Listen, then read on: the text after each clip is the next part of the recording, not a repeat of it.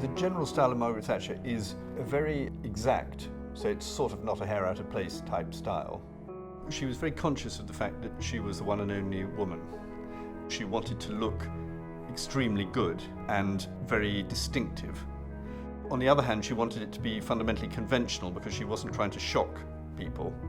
And she also wanted it to be internationally appropriate. What was the Lady Thatcher that I saw that came in for her fittings?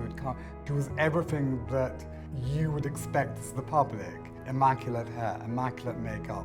In private, she was exactly the same as in public. That formality never ever left. She was extremely professional, and she was very professional about her clothes. The things I remember about drawing Mrs. Thatcher, I did deliberately draw her always looking rather fierce and sort of authoritative, but with a hint of panic in her eye, a slight feeling this could all go wrong, as if it was a dangerous game she was playing. I don't think I ever could say that this was completely expressed, but it was in my mind while I was drawing her.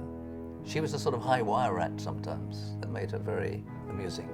Sometimes politics is great theatre, and she was really good theatre.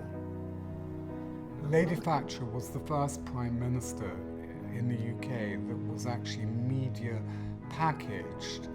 It was the first time that you had somebody speaking constantly on television, constantly travelling. We had an expectation as a public of a strong Prime Minister. She delivered. Possibly Mrs. Thatcher's most important foreign visit in her whole career was her visit to Moscow in March 1987. It was a key moment in her salience in bringing the Cold War to an end. She worked very carefully about what she should wear, and she sort of played on the Russian theme.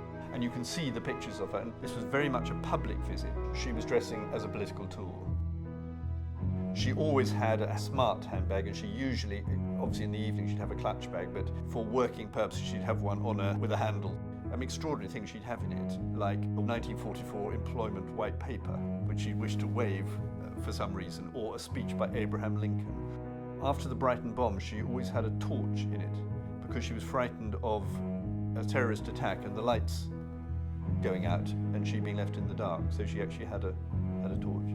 She was very much the same always, and the one concession that Mrs. Thatcher would make to informality was to take off her patent leather shoes and put her legs up on the sofa, but even then she'd probably be working. She was the ultimate working woman, one must always remember that.